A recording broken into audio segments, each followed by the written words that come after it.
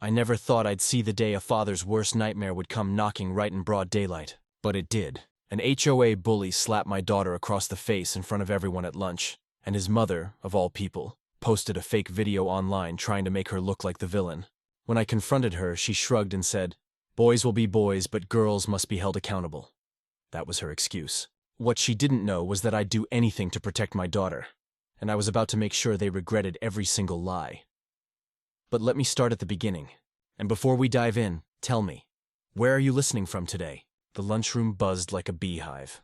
Then a sharp sound cracked through the air, a hand striking skin, and the whole room froze. Every phone in the place went up. My daughter's name is Tiffany. I'm Jim Bowman. 30 seconds later, the HOA prince was crying on the floor, and by sundown, his parents were next. It had been Tiffany's first day at her new high school. 16, clever, fearless, and with a tongue sharper than broken glass. She gets her wit from me, though she's much better at using it. Calm under pressure, that's Tiffany. She handles chaos the way a chess player handles a first move, already thinking 3 steps ahead. We'd heard of the Abernathy's before we ever met them. Richard Abernathy was the HOA president, the self-proclaimed ruler of a beige little kingdom called Oak Meadows. His son Chad was the prince, all noise, no class. Entitled, spoiled, and convinced that fear was the same as respect. Tiffany took one look at him and saw straight through it. The cafeteria showdown happened during lunch. According to half a dozen kids who later called Tiffany their hero, Chad was bullying a younger boy for lunch money, like a cartoon villain stuck in the wrong decade. Tiffany didn't yell, didn't even raise her voice. She just said, loud enough for people nearby, "Wow. I haven't seen a shakedown that clumsy since my dad tried to build IKEA furniture." Laughter rippled through the tables. Chad's face turned scarlet. He wasn't used to being the punchline. He stormed toward her, his 2 friends flanking him like loyal bodyguards. "You think you're funny, new girl?" he snapped. Tiffany took a slow bite of her apple, eyes steady. "Funnier than you, apparently. And I get the feeling that's not hard." Chad blinked, thrown off. "You think you're clever?" Another bite. "No, just observant." "You're loud," one of his cronies snickered. Chad glared at him, then barked, "Stand up!" "I am standing," Tiffany said flatly. "On self-respect. You should try it," a teacher hissed. "Enough!" But the damage was done. Chad's face twisted with rage. The slap came fast and sloppy. The sound echoed across the cafeteria. Trays rattled. Gasps. Silence. Tiffany turned her head slowly, eyes like ice. "Nice swing. Cameras love angles," the vice principal rushed in. "Office. Now." Chad started to point at Tiffany, but she cut him off. "Save it," she said, as the teacher handed her a pink slip. "You just gave me the short version. Beat made. We got the call an hour later. I left work so fast my chair was still spinning. My knuckles were white on the steering wheel the whole drive. All I could think was, protect her." When I got there, Dana, my wife, was already in the office, calm as ever, jotting everything down in her black notebook. Tiffany sat beside her, more annoyed than hurt. The school called it a peer-to-peer disagreement. Chad got a 3-day suspension. 3 days for hitting my daughter. I wanted to explode. Dana squeezed my arm. "Not here," she whispered. "We'll handle this our way." At dinner that night, Tiffany joked through it like nothing had happened. "Dad, I'm fine," she said, twirling spaghetti. "The slap didn't even hurt. What's frustrating is that he's not even a creative bully. It was so cliché. That's my girl." Jokes under fire. Dana, ever the planner, had already drawn up a timeline. "Slap at 12:08. Vice principal call at 1:13. Tomorrow, we request a written report." Tiffany smirked. "Also request new seasoning. School justice tastes bland." Even our younger son, Grant, chimed in. "He'll come after me next." I nodded. "And what'll you do?" "Use words," he said. Dana slid her notebook toward me. "We don't bark. We document." Tiffany raised her glass. "We can multitask." We clinked glasses. Quiet plans, loud receipts. For a brief moment we thought it was over. A dumb kid, a weak school, an ugly incident. But that slap wasn't the end. It was just the beginning. That same night, we got a letter from the Oak Meadows HOA. A crisp cream envelope slid through our mail slot. Inside was a photograph of our house with a red circle drawn around the mailbox, and a $200 fine. The offense? Unapproved font on house numbers. Apparently even numbers in Oak Meadows had to look fancy. The signature at the bottom, Richard Abernathy, President. They hadn't just drawn a line in the sand. They drew it right across our front yard. I'm a simple guy. You hit me, I hit back. Maybe not with fists, but with proof. Problem is, the Abernathys didn't deal in truth. Their power was lies. and their battlefield was the neighborhood Facebook page. That night, around 11 p.m., my doorbell camera pinged. I checked the feed. There he was, Chad Abernathy, creeping up our porch with a can of spray paint. He looked around like a raccoon caught stealing. Then he kicked one of our pumpkins and sprayed something messy on our walkway. He stared right into the camera for 3 full seconds before running off. Caught red-handed, I saved the footage, backed it up 3 times. Finally, I thought, game over. Proof in 4K. I emailed the video to his father the next morning, confident justice would follow. I should have known better. They rewrote the story, and we had to write it back, with receipts. By the time my coffee finished brewing, Dana was already at her laptop. "Jim," she said quietly, "you need to see this." On the HOA's private Facebook forum, there was a post from none other than Karen Abernathy, Richard's wife and Chad's mother. It was pinned to the top, already flooded with angry comments. The post accused new families of vandalism and disrespecting the community. Attached was a short video clip, grainy, low quality, of our walkway with fresh graffiti. Then it cut to footage of Tiffany, walking home from school, stepping toward the same spot. The way they'd edited it, right as she reached the door, made it look like she was admiring her handiwork. And that was how their lie began. They spliced a neighbor's clip of Tiffany walking home with our sprayed walkway, cropping out Chad entirely. A blatant lie. They were framing a 16-year-old girl to protect her attacker. The comment section was a cesspool. "Unbelievable," wrote one neighbor. "They need to be held accountable," wrote another. "I knew they were troubled the day they moved in," someone else chimed in. People who had smiled and waved at us a few days ago were now calling for our heads. Karen Abernathy was in the comments fanning the flames. "We are addressing this with the family directly," she wrote, playing the part of the concerned, responsible administrator. "The safety and beauty of our community is our top priority." It felt a rage so pure it was almost cold. This wasn't a schoolyard spat anymore. This was a coordinated, malicious attack on my family by a group of people who held all the cards. They ran the board. They controlled the narrative online. They had the power. We just had the truth. A file on my computer that at that moment felt completely worthless. "What do we do?" I asked Dana. She didn't look up from the screen. She was already working. Her fingers were flying across the keyboard. "First," she said, her voice steady as a rock, "we document everything. I'm archiving the entire Facebook page, every post, every comment, every like. I'm saving the original video file from the doorbell with its embedded, unalterable timestamp. I'm saving the doctored video they posted, and I'm running a metadata analysis to prove the file was edited." She looked at me. "They think a lie travels faster than the truth. That's only the case if the truth is standing still." She was right. This wasn't a street fight. This was a battle of documentation, a war of paper trails. And they had no idea that the quiet, organized woman who made killer lasagna was also a meticulous, unforgiving planner who never ever lost a receipt. They had posted their lie for the whole world to see. They thought they had cornered us. They didn't know my wife.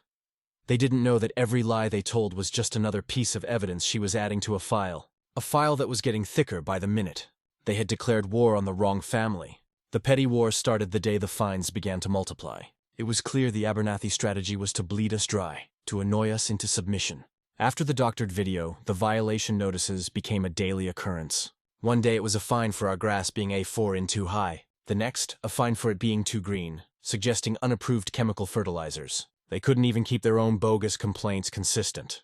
The fines were delivered not by mail, but by a smirking HOA board member who would tape the notice to our front door with thick packing tape that peeled the paint off. I opened the door mid-tape. Todd froze mid-tape.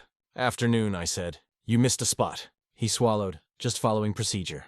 "You're on camera," Dana said steady. "Per bylaw 3.4a, use the mailbox." Todd slid the paper into the box like it burned him. "Thank you," Tiffany called. "We'll rate this delivery 5 beige stars." It was death by 1,000 paper cuts. My first instinct was to fight them head-on, to lawyer up, but Dana stopped me. "That's what they want," she said, pointing to a clause in the HOA bylaws. "Any legal dispute must go through their approved arbitration, which we have to pay for.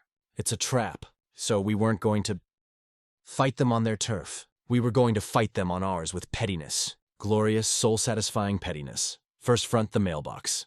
I found a legal serif so curly it looked like a spider did calligraphy. Hideous and compliant. Perfect. Next was the welcome mat. We'd received a violation notice that our simple, friendly mat that said welcome was excessively conspicuous. I couldn't believe that was a real sentence. So I went online and ordered a new one. This one was plain black with simple white letters. It said, "Oh no, not you again." Not welcoming by any definition. Checkmate, my favorite. The door. Every tape notice ripped paint, every patch got a perfect square of HOA approved beige. By week 2, our green door wore beige polka dots, a monument to their harassment. It drove Richard Abernathy insane. I'd see him drive by our house, slowing down to glare at the door, his face turning a lovely shade of purple. It was the small victories that kept us going. One night, I called my wife's Uncle Mitch. He's a retired plumber from Queens who thinks the solution to every problem involves either a bigger wrench or a completed disregard for authority. I told him about our petty war. He cackled. "Jimbo, you're thinking too small," he said. "You got a fine for a garden gnome. Go buy 100 of them, a whole gnome army. Put them in formation on your lawn. Make one of them the general. Then when they find you, tell them you've declared your lawn the sovereign nation of Gnome Land and they're violating international treaties." I told him I appreciated the advice, but I didn't want to get into a land war in my own front yard. "Suit yourself," he said. "But when you're ready to escalate, I got a guy who can get you a flock of plastic flamingos. No questions asked." The kids even got in on it. Tiffany started a new hobby, photography. She'd sit on the front porch with a long lens camera and take pictures of the board members who delivered the fines. She didn't say anything. She just sat there snapping photos. The click, click, click of the shutter following them as they scurried back to their cars. One of them, a nervous little man named Todd, started leaving the notices in the mailbox, which was ironically the proper procedure. Even Quiet Grant found his own way to contribute. "Do fines come with stickers?" Tiffany asked. "I want the glitter pack." He noticed the HOA landscapers always skip the small patch of grass on the curb in front of our house, so he started cutting it himself with a pair of scissors. He'd spend an hour out there every Saturday meticulously trimming each blade of grass to the perfect HOA mandated height. It was the most beautifully manicured 20-square FT in the entire state. The petty war was absurd. It was juvenile, but it was also necessary. It was our way of shouting back without saying a word. It showed the Abernathys and their cronies that we weren't going to break. We weren't going to run. They could tape notices to our door until the soon burned out. And all they would get in return was another beige square. It was a silly, ridiculous stalemate. But we knew it couldn't last forever. They were bullies, and the one thing bullies can't stand is being laughed at. Their escalation was coming, and it was going to be aimed at the one person they misjudged the most. The constant low-grade harassment from the HOA was like a rock in our shoe. It was a persistent annoyance designed to wear us down. I could handle it. Dana could document it. Tiffany could mock it. But I worried about Grant. He's a quiet kid. He internalizes things. I'd see him at the dinner table listening to the latest update on our beige-spotted door. His jaw tight. Grant is a wrestler. His world is one of rules, discipline, and respect. You face your opponent. You follow the code. You win or you lose. You shake hands. He doesn't understand ambushes and cheap shots. He hates bullies with a quiet, burning intensity. The Abernathys with their anonymous notices and online lies were everything he despised. He felt powerless and he hated that feeling. The breaking point came about a month into our war of attrition. Chad Abernathy, whose suspension for slapping Tiffany had recently ended, was feeling bold. His parents were waging a public campaign against our family, and he clearly thought that gave him a license to do the same. He decided to confront Grant. It was a stupid, predictable move. He chose his ground poorly. The hallway outside the gym right after wrestling practice. Grant was on his home turf. Chad wasn't alone. He had his two usual shadows with him, a couple of kids who seemed to function as his laugh track. They blocked the narrow hallway as Grant came out of the locker room, his gym bag slung over his shoulder. I got the story later from Grant, and it was confirmed by a dozen other students, and most importantly, a security camera perched high on the wall. Chad stepped forward, trying to look tough. "Bowman," he sneered. "My dad says your family are a bunch of losers who can't follow the rules. He's going to run you out of town." Grant just stood there. He didn't rise to the bait. He looked at Chad, then at his two friends, then back at Chad. "Get out of my way, Abernathy," he said, his voice low and even. Chad laughed. It was a forced, ugly sound. "Make me." He gave Grant a hard shove in the chest. Grant stumbled back a step, but caught his balance. He didn't shove back. He just planted his feet. "This right here is the core of who my son is. He will never ever throw the first punch, but he will always finish the fight." "I'm not going to tell you again," Grant said. "Walk away." Chad saw this as weakness. He saw the lack of aggression as fear. He balled up his fist and took a wild, clumsy swing at Grant's head. It was the last mistake he'd make that day. Chad swung. Grant dipped under like water sliding past a rock. "Whew!" one crony breathed. Grant hooked the legs, guided him down, clean and quiet. Pinned, Chad thrashed. "Get off me!" Grant's voice was calm. "You threw it!" I caught it. "We're done." "You're dead," Chad spat, face red. Grant leaned closer. No, you're loud. There's a difference. The crony lifted his phone. Dude, this is live. Grant released, stood, offered a hand, then didn't wait for it to be taken. As he walked away, the wrestling coach rounded the corner, eyes wide. Problem? Coach asked. Grant shrugged. He tripped on bad decisions. The coach looked at Chad, sobbing on the tiles, then at the camera. Nurse's office now, replay level change. Clean double leg, controlled descent. Wrestling 101, technique, not muscle. Helene down, his face close to Chad's. I asked him later what he said. He told me it was simple. He whispered, "It's over. We're done. Don't you ever come near me or my sister again. Do you understand?" Humiliation washed over Chad's face. He was trapped. He was beaten. And he hadn't even been hit. In the middle of the crowded school hallway in front of his friends and a dozen other students, Chad Abernathy started to cry. Not a few quiet tears. He started to sob loud and messy and pathetic. Grant held the pin for another second, making sure the message was received. Then he stood up, picked up his gym bag, and walked away without a backward glance. The school called, of course. But this time the story was different. The camera footage was undeniable. The witness statements were all consistent. Chad Abernathy had initiated the confrontation, thrown the first and only punch, and Grant had simply defended himself using the skill she had been trained to use. Chad got another suspension, this one for a week. He lost student council eligibility and team privileges the rest of the semester. Grant got a talking to about not handling things himself, but there was no formal punishment. It was a clear victory. But as we sat at the dinner table that night, a sense of unease settled over me. We had won the battle in the cafeteria. We had won the battle in the hallway. But Richard Abernathy was not a man who took public defeat well, especially when it involved the humiliation of his son. The petty fines stopped coming. The nasty Facebook posts disappeared. An eerie silence fell over our neighborhood, and that was far more terrifying than any violation notice. The silence lasted for exactly 8 days. I know because I counted 8 days of no fines, no passive-aggressive comments on the HOA forum, no slow drive-bys from Richard Abernathy. It was the calm before the storm. Then the certified letter arrived.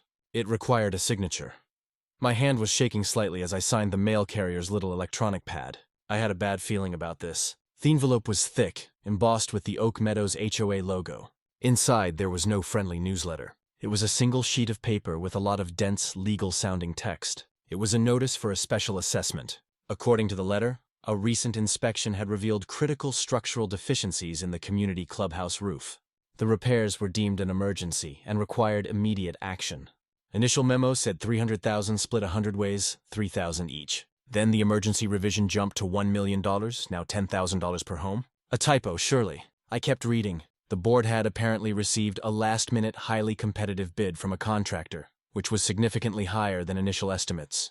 The vote to approve it had been unanimous. The payment was due in full in 30 days.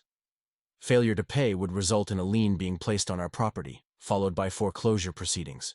No 14-day notice. The emergency vote happened in a closed session. The winning contractor, a Vance affiliate in a different LLC wrapper, $10,000, 30 days. It was a financial nuclear bomb. There was no way we could pull that kind of money together on such short notice. This wasn't a fine for a welcome mat. This was a direct, calculated attack designed to break us. This was how they were going to force us out.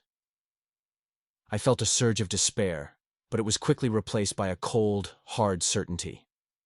We could not be the first family this had happened to. This was too slick, too well orchestrated. This was a system. And if it was a system, there had to be a paper trail. The next Saturday, I told Dana I was going to run some errands. Instead, I drove to the county records office. It's an old, dusty building downtown that smells like old paper and quiet desperation. I spent 6 hours there pulling property deeds for every house in the Oak Meadows subdivision for the past 5 years. I paid for photocopies of every single one. I came home with a box full of documents. Dana didn't ask any questions. She just cleared the dining room table. For the next 2 days, our house became a war room. Dana, the spreadsheet queen, built a master file tracking every property, its sale history, sale price, and the names of the buyers and sellers. Tiffany, who is a visual thinker, commandeered a huge corkboard from my office. She printed out a satellite map of our neighborhood and pinned it to the board. Our mission was to find the pattern. We cross-referenced the property records with old HOA newsletters we found online and screenshots from the community Facebook group. Slowly, painfully, a narrative began to emerge. It was always the same story. A family, often new to the neighborhood, would suddenly find themselves buried in a flurry of violation notices. Fines for landscaping, for trash cans left out an hour, too long for the wrong shade of white on their window trim. Then, after a few months of this harassment, the hammer would drop. A massive, unexpected special assessment. The family would try to fight it. They'd complain at board meetings. But the board, controlled by Richard Abernathy and his cronies, would shut them down. Drowning in fines and facing a huge, impossible bill, they'd become desperate. And then, like a vulture circling its prey, a cash offer would appear. It was always unsolicited. It was always from the same mysterious LLC, a company with a generic name, Vance Development. The offer would be low, well below market value. But it was a lifeline. It was a way out from under the crushing weight of the HOA's tyranny. The families, exhausted, demoralized, and financially broken, would take the deal. They'd sign the papers, pack their bags, and disappear. Tiffany took a box of red map pins. Every time we confirmed a sale to Vance Development under these circumstances, she would push a pin into the map on the corkboard. The first few pins seemed random. But as our research deepened, a killing picture took shape. The red pins weren't scattered. They were forming a line. A clear, unmistakable corridor of properties stretching from the main entrance of the subdivision straight through the neighborhood and ending at the shores of the community lake. They weren't just buying houses. They were buying a path. My hands were trembling as I did one last online search. Arthur Vance, the owner of Vance Development. The search results brought up dozens of articles from business journals. And then I saw it. A photo from a local charity golf tournament. 2 men standing arm in arm, smiling for the camera, holding a giant check. On the left was Richard Abernathy. On the right was Arthur Vance. The caption underneath read, "Longtime friends and business partners. Richard Abernathy and Arthur Vance celebrate another successful fundraiser." We weren't just fighting our HOA president. We were fighting a criminal conspiracy, a systematic predatory scheme to bully people out of their homes for profit. They were using the HOA as their weapon to steal millions of dollars in real estate. Our $10,000 assessment wasn't a fine, it was an eviction notice. And we decided right then and there that we weren't just going to defy it. We were going to use it to set a trap. The plan was terrifyingly simple. To catch the sharks, we had to pretend to be bleeding. We had to look like beaten, desperate prey.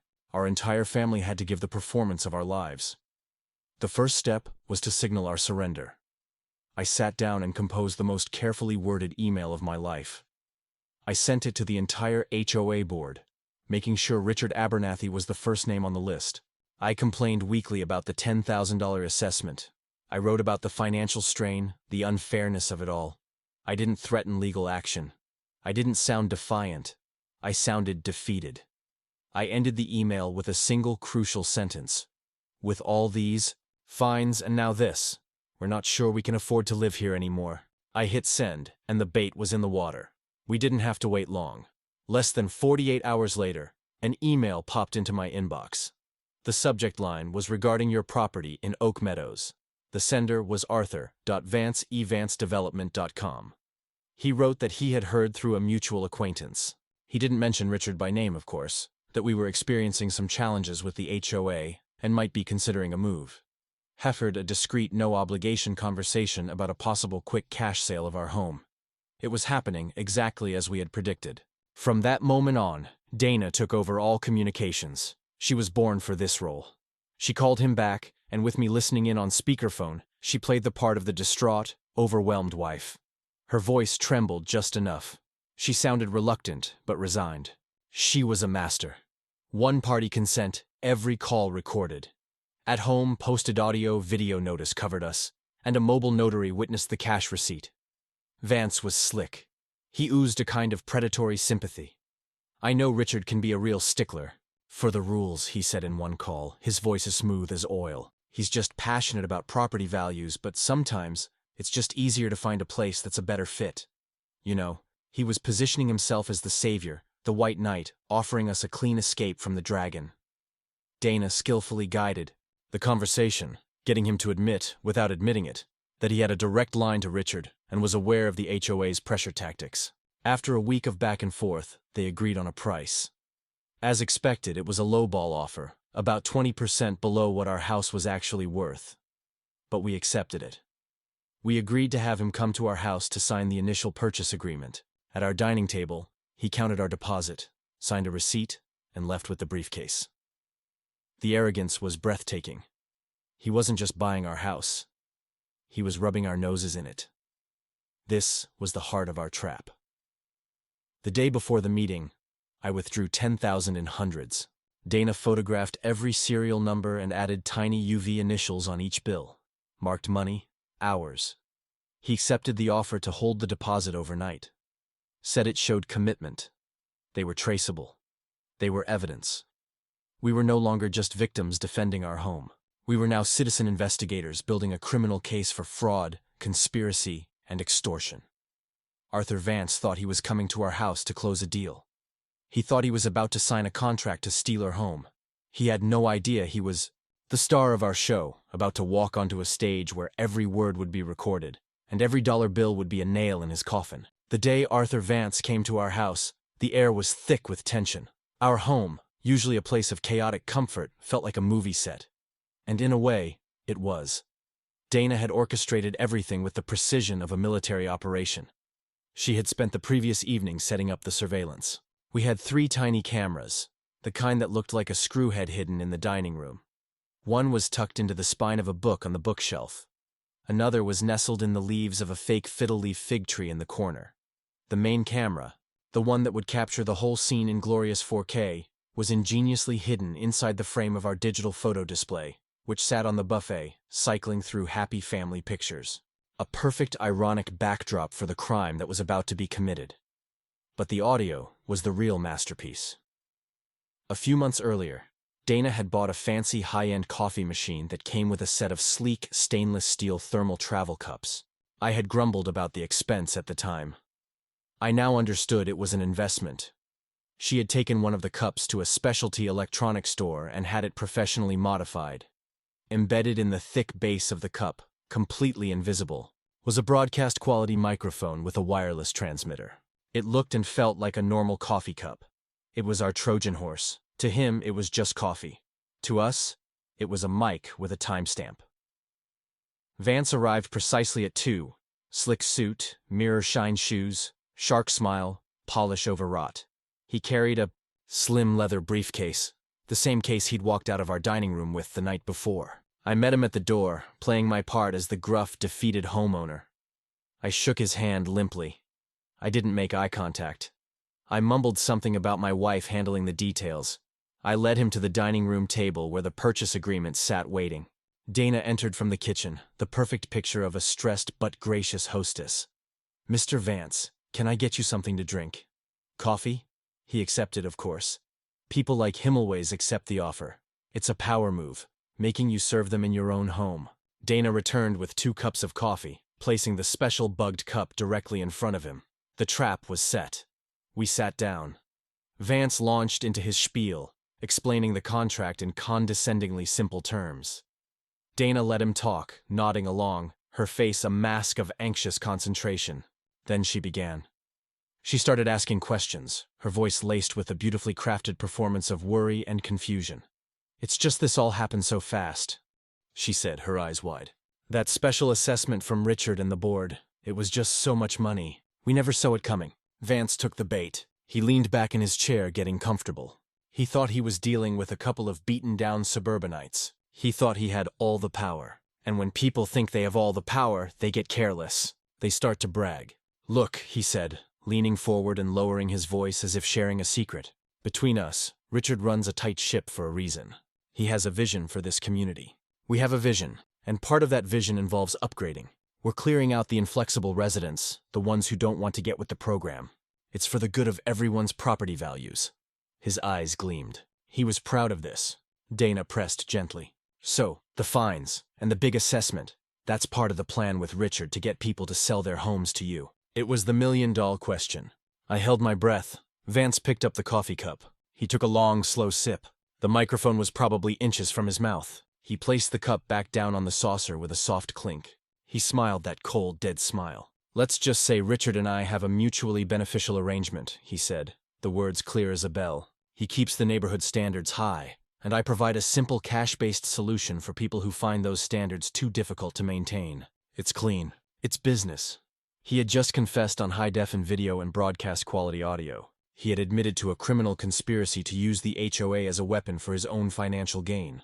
He picked up his pen to sign the contract. He had no idea he had just signed his own confession. We had him. The fish was on the hook. Now all we had to do was reel him in and show the whole world what we had caught. The house went quiet in layers. Dryer hum, fridge click, then nothing. Dana set the UV pen down. If this goes sideways, we pull the plug. I nodded, then didn't. If it goes sideways, we push harder. She studied me. You're scared of losing the roof, I said. Of teaching the kids that bullies win. Dana took my hand. We teach them that grown-ups don't scare easy. From the hallway, Tiffany whispered. Also, we teach them to label their cords because I almost unplugged the main camera. We laughed too loud, then quiet again. Tomorrow, Dana said, pocketing the recorder. Truth gets loud. The Oak Meadows annual homeowners meeting was Richard Abernathy's coronation. It was held in the community clubhouse, a sterile room with beige walls and uncomfortable folding chairs. This was his turf. He stood at a podium at the front of the room, a smug little king surveying his domain. Karen, his wife, sat beside him, controlling a PowerPoint presentation filled with meaningless pie charts about lawn maintenance. Arthur Vance, the guest of honor, sat in the front row, looking smooth and confident. He'd occasionally catch my eye and give me a little nod, a conspirator's wink, as if we were now partners in his grand vision. He had no idea what was coming. The room hummed old HVAC chair, squeaks bored coughs. Perfect cover. The meeting was a masterclass in bureaucratic boredom. Abernathy droned on about budget surpluses and the successful implementation of the new mailbox font initiative. He was deliberately trying to lull the 70 or so residents in attendance into a stupor. Finally, after nearly an hour, he reached the end of his agenda. That concludes the scheduled items, he announced. Is there any new business? That was our cue. Dana stood up. Her movement was so calm and deliberate that it cut through the sleepy atmosphere in the room. I have some new business to discuss, she said. Her voice wasn't loud, but it was firm, and it carried to every corner of the room. Every head turned to look at her. Richard Abernathy looked annoyed. Dana, this is for pre-approved topics only. If you have a grievance, you need to submit it in writing to the board. I think this is something everyone here will want to see, she replied, her eyes locked on his. Before he could respond, our plan kicked into high gear. I was already moving. I walked briskly to the front of the room, carrying my laptop. Tiffany, who had been lingering near the back, unzipped a duffel bag and pulled out a powerful portable speaker, plugging it into the wall. Karen Abernathy jumped up. You can't do that. This is private property. I ignored her. I unplugged her laptop from the projector and plugged mine in. The HDMI was already live for the budget slides. I only swapped inputs. I didn't say a word. I just gave her a flat, cold stare. I don't bluff. The first image that flashed up on the big screen behind the podium was a crystal-clear timestamp still frame from our doorbell camera. It was a perfect shot of Chad Abernathy's face as he spray-painted our walkway. A collective gasp went through the room. I hit the spacebar. The full unedited video began to play, silent but damning. The whole room watched as the HOA president's son committed a crime. Then I let the video play a second time, but now with audio from Tiffany's speaker. It was a recording of Karen Abernathy's voice taken from the lie she posted on Facebook played over the footage of her son. Her voice talking about troubling behavior echoed through the room as everyone watched Chad vandalize our home. Her face went the color of milk. From the front row, Karen Abernathy stood, voice sharp. This is stolen footage. Dana didn't blink. It's ours. Time-stamped. And this? She tapped the second window. Is your post, Karen? Karen snapped. I posted what parents needed to hear. And you cut out your son committing the crime, Dana said. Play the untouched angle. Murmurs rolled like thunder. Mr. Henderson jabbed a finger toward the stage. That man fined me after his crew broke my sprinkler. Maria lifted her phone and Todd peeled my sticker. Here's the toe. Richard banged his gavel. Order. Tiffany cupped her hands. Order up. Laughter broke the room's fear. I stepped beside the podium.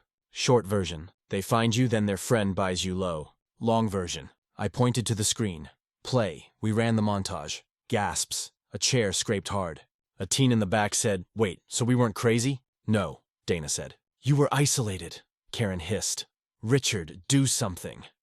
He lifted the gavel again, then lowered it slow, like it weighed 100 lb. The dam had broken. An older man in the third row, Mr. Henderson, stood up. I think I know what's going on here, he said, his voice trembling with anger. I have something to add. He pulled out his phone and in a few seconds a new video file popped up on my laptop. I clicked play. The screen now showed security footage from his house. It showed a man in the uniform of the HOA's landscaping company deliberately snapping the head off one of Mr. Henderson's sprinklers. The next slide was a photo of the $300 fine he received 2 days later for having a parched and unkempt lawn. A woman in the back stood up. Her name was Maria. She showed a video from her car's dashcam. It clearly showed a board member, that same nervous man, Todd, walking by her parked car late at night and peeling the corner of her registration sticker off the windshield. 2 days later, her car was towed from her own driveway for improper registration display. It was an avalanche. One after another, people stood up. A dozen families, all with their own stories, their own little pieces of proof, videos of petty harassment, recordings of threatening phone calls, a mountain of evidence, all pointing to a systematic campaign of abuse orchestrated by the man holding the gavel. The room, once sleepy and compliant, was now a tinderbox of outrage. Silence, one breath. Last clip I said on screen, a waveform and timestamp. Vance's voice pours from our coffee cup mic. The power had shifted. Richard Abernathy's kingdom was burning down around him, and all he could do was stand there and watch. But the architect of it all, Arthur Vance, was a different animal. He wasn't a petty tyrant. He was a predator, and he wasn't going to let his multi-million-dollar scheme collapse without a fight. He thought he had one last move. He thought he could buy his way out. The clubhouse was in chaos. People were shouting, comparing stories, waving printouts of bogus fines in the air. Richard Abernathy was frantically banging his gavel. But the sound was completely lost in the roar of a neighborhood that had finally woken up. He had lost control. Arthur Vance, however, was eerily calm. He saw the situation not as a disaster, but as a negotiation that had just gotten more expensive. He pushed through the crowd and got right in my face. His slick smile was gone, replaced by a tight, predatory glare. "Okay, Bowman," he hissed, his voice low and urgent so only I could hear. "You've made your point. Now, what's it gonna take to make this go away? Name your price. I'll write you a check right now. A big one. Just get up there and tell everyone this has been a huge misunderstanding." He waist-ringed to bribe me right there in a room full of his victims. The arrogance was stunning. He actually believed that money was a magic wand that could erase everything. But I was ready for this. Dana and I had predicted he would try to buy our silence. That's why I was wearing a jacket even though the room was hot. Tucked into the inside pocket was my phone recording audio. Pinned, Tommy lapel, was a tiny camera, the kind reporters use, capturing a perfect view of his face. "A check isn't going to work, Vance," I said, my voice just loud enough for the microphone to pick it up clearly. He paused, letting him think. Then I added, "But I might be interested in that cash deposit you brought to my house. The one you have in your briefcase." A flicker of relief crossed his face. He thought he'd found my price. He thought I was just another greedy chump he could buy off. "All right," he said, a hint of his smug smile returning. "I like a man who deals in cash. Follow me outside. We'll settle this." He turned and strode toward the exit, expecting me to follow like a dog. I did. Dana was right behind me, her own phone up, openly recording as we stepped out into the cool evening air. Vance walked over to the manicured flower bed near the entrance. A ridiculous location for a criminal transaction. He clicked open his expensive leather briefcase. Inside, neat stacks of hundreds. "Our deposit. Same band, same cows. This 10,000 is yours," he said, pulling out the cash. "And there's 50 more coming tomorrow. All you have to do is go back inside, say you were mistaken, and this all goes away." He tried to shove the stack of money into my hand. I kept my hands at my sides. "You're paying me to lie to my neighbors." "I'm paying you to be smart," Vance said. "Take the win." Dana's phone camera purred. "Define win, Mr. Vance." He flicked his eyes to her. "Happy families, quiet streets, no drama." "Translation," I said. "Silence." "Exactly." He lifted the stack higher. 10 now, 50 tomorrow." A soft blue glow swept the bills. Dana's UV light. The initials popped like stars. "Same cash," I said. "Same serials." Vance blinked. "What is this receipts?" Dana said. The patrol car door opened behind us. The officer's voice was cool. "Keep your hands where we can see them." Vance's smile curdled. "You people don't understand how this works." "Oh," I said as the cuffs clicked. "We do. That's why it's working." I didn't take it. I didn't even look at it. I looked past him into the parking lot. "I don't think it's going away, Arthur," I said. Just then, 2 figures stepped out of the shadows from behind a large SUV. They weren't angry homeowners. They were police officers in uniform. An hour earlier, I briefed a fraud detective and flagged the marked serials. He staged nearby, waiting for probable cause. A public cash bribe on camera was enough. One of the officers, a tall, no-nonsense woman, walked toward us. "Mr. Vance," she said, her voice calm but full of authority. I think you and I need to have a conversation about bribery and extortion. Bribery, conspiracy, evidence tampering, shedded. All on tape. Vance froze. His head snapped from the officers to them, Unny in his hand to my face. The smug confidence drained away, replaced by pure, undiluted panic. He finally understood. It had all been a trap. As the second officer was putting him in handcuffs, the clubhouse doors burst open. Chad Abernathy came running out, his face red and blotchy with tears and rage. He was probably coming to his father's defense. He screamed something incoherent and lunged toward me, but in his haste, he didn't see the sprinkler head he was about to step on. His foot slipped on the wet grass. He went down in a clumsy, flailing heap, landing right at the feet of the police officers. And for the second and hopefully final time in his young life, he started to ugly cry, his sobs echoing across the parking lot. Same sound as the gym floor, different lesson. It was a pathetic end to a pathetic little dynasty. The police went back inside.